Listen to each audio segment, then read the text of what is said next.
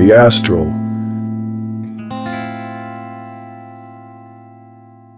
A middle-aged man in an expensive and obviously tailored suit was holding a slightly wrinkled piece of paper. It was, so to say, the testimony of one of the St. Patrick's Hospital patients. He claimed that the Astral was a real place that could be visited, touched, and felt in general. Also, this place is not empty at all, and the guests from that side are quite capable of entering our world. Par Lindbrow's Dossier, Tennessee, Texas. You know that movie, Astral? There was a boy who used to enter the so-called other plane, the Astral. Well, for me it's not a movie story at all. What happened in the movie was nonsense. I mean, it looks like that, but that's where the similarities end. Of course, it doesn't happen often 3-4 times a month. I don't even know what it depends on, but it happens spontaneously every time. I sort of go to bed and that's all, but I experience sleep paralysis. I see things that a normal person can't see, the shadows. I hear sounds, whispers, voices. My room seems to fall through, and I fall with it too. Is it just a dream? Oh no. No. Long ago I learned to distinguish between the astral and other dreams. The feelings are different. Or, better to say, they are real in the astral. Sometimes it even leaves the marks. In general, things out there aren't very good. It's very dark, cold, disgusting, and, which is even more important, scary, but I don't have much choice.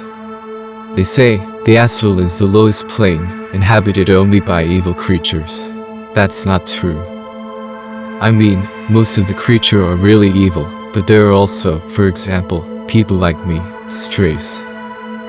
It's very easy to distinguish them from the locals. They're frightened, they hide a lot, and their soul color is different.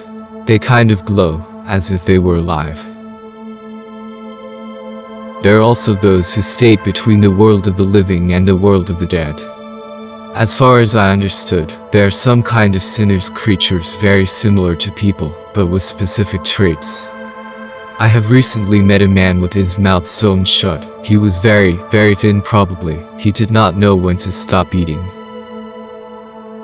Sometimes you can also see there your deceased friends and relatives, but I have no idea what they're doing there. Perhaps saying goodbye at first. My grandmother used to come often, sit nearby and smile. Those moments were so peaceful. But the last 3 times I was chased by the ugly-looking creatures. At first, there were 2 of them, and they looked like dried-up bodies. I managed to escape. Usually it's enough to find a kind of yourself and get back. As if the soul is returning to the body. After such returns, I keep seeing the shadows all over the house for a long time. What else? You write it down, don't you? Oh, exactly, I remember. A totally different creature reached me near the exit yesterday. It was something different, a creature with long limbs, without eyes, but its mouth. When it approached me, I felt as if my life was gradually draining out of me. I have no idea who it was. I looked it on the internet, read some books. Apparently, it was a demon, one of the inferior creatures. Well, or a very severe sinner. By the way, I was left with a gift, a huge bruise on the spot where it grabbed me. It's getting more and more dangerous to reach the exits lately. I'll show you now.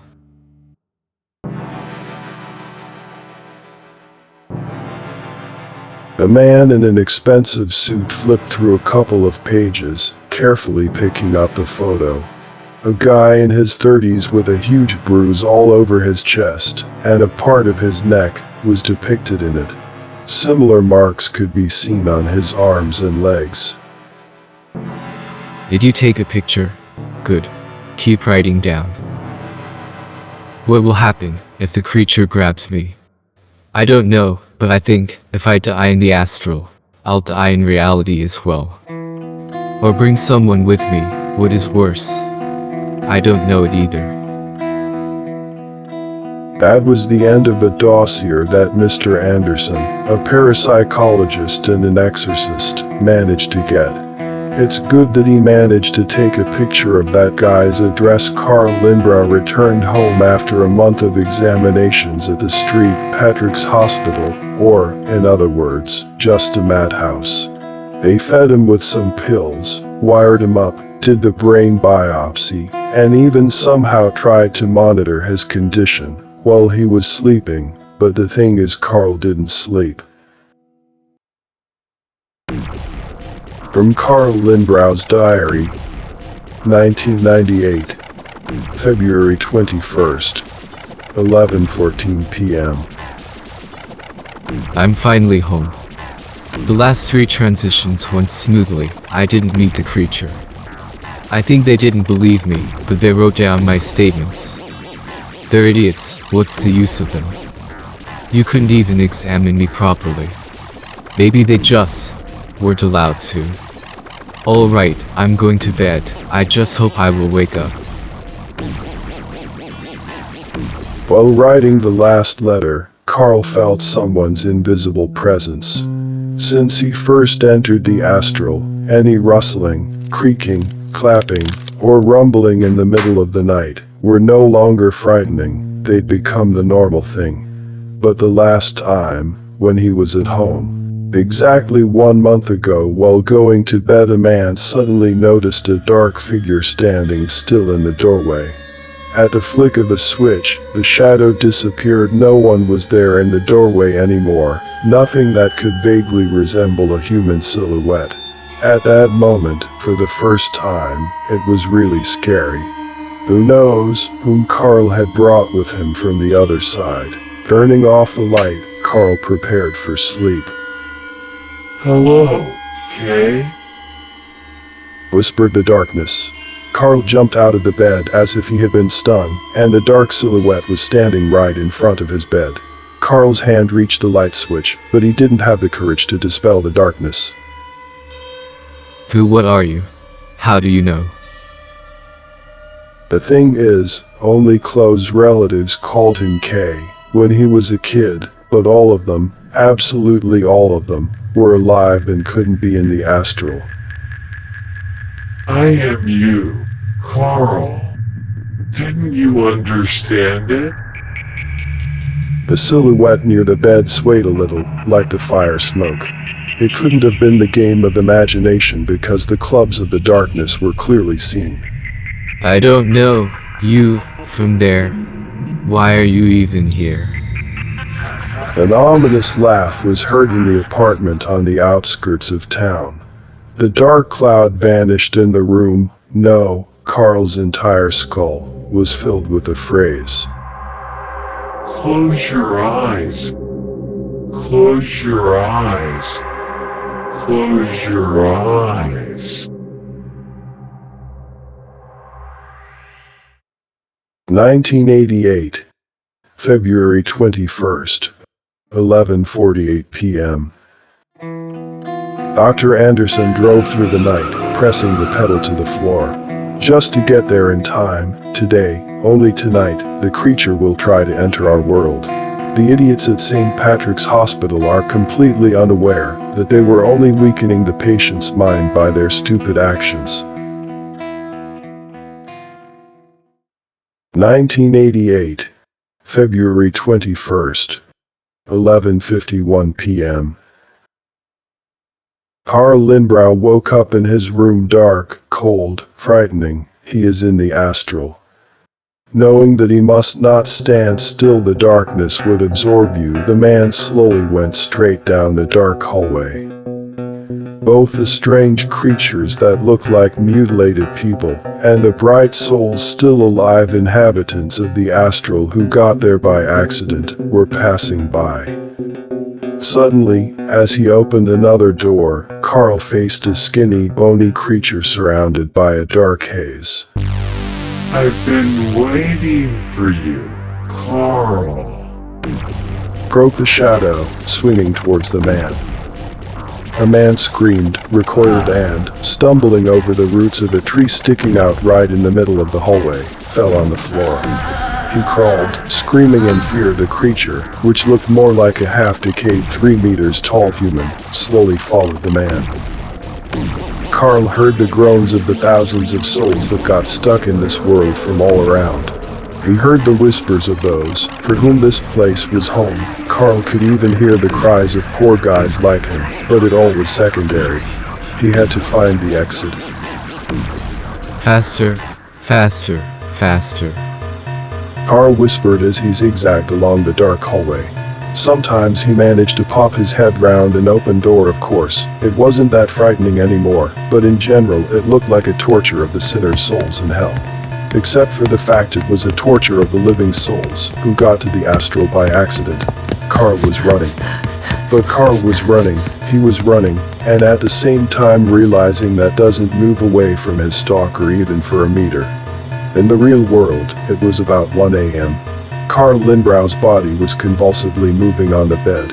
A man was fighting for his life. A blue Audi reached the house where Carl's apartment was located. A tall man in an expensive suite rushed up the stairs, looking through a rather heavy book at the same time. Carl's body froze on the bed exactly at that moment when Dr. Anderson finally managed to kick the door down. The big black shadow that hovered over the bed wasn't left unnoticed by the man. Carl was exhausted. It was generally impossible to get tired in astral, but the strength was leaving his body after a long stay in the astral. A man felt a hand with gray claws squeezing his neck. It became unbearably hard to breathe. I have told you, there is no sense in running away. The creature croaked, not even moving its lips. The creature actually did not have the lips, only a hole with black smoke coming out of it. Welcome to your new home, man. There is no way out. But these words, the creature's toothless mouth literally sucked on the man. Carl felt the life force leaving him. It was getting more and more difficult to move, the eyelids were getting heavier, and a horrible cold was enveloping him. Carl fell asleep. At least, he thought he did. Dr. Anderson touched Carl Lindbrow's hands. Cold. Absolutely. This man has just died, but his soul will forever remain in the world between the worlds in the astral. The black shadow that was floating above the bed moved behind the man's back. An ugly voice now could be heard here, in the real world, too. Then the creature simply vanished. +1 in their favor. Ironically whispered the doctor. Carl woke up in his bed. Dark. Everything seemed to be as usual, but he couldn't understand why it was so cold, and he was hungry. Terribly hungry. Getting out of the bed, the man went to the kitchen. When he opened the door, he almost fainted from fear, and then he wept. Dr. Anderson, who had been sitting by the dead man's bed all this time, heard a howl of grief in an empty apartment. Sorry, mate. Sitting in total darkness, the exorcist noticed the hazy shape of a man appearing on one edge of the bed. He stood up, took a couple of steps toward the door, and disappeared. The entire room got filled with a freezingly cold wind.